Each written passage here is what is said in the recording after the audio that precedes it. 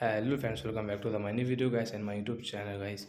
Today friend we are going to talk about guys Redmi phone guys brightness setting, and today video title is guys sunlight mode, how to enable in Redmi mobile. Friends, you want to enable your sunlight mode setting, so how can you enable? Today I will show you in this video guys. So before starting video friend, first of all go and subscribe the channel guys, click the bell icon, like the video. So friends, now let's see guys how can we enable sunlight mode. Open your phone setting and guys scroll here friends, you can see guys your display setting guys, tap here friends, you can see your Redmi phone display setting guys, you can use from here.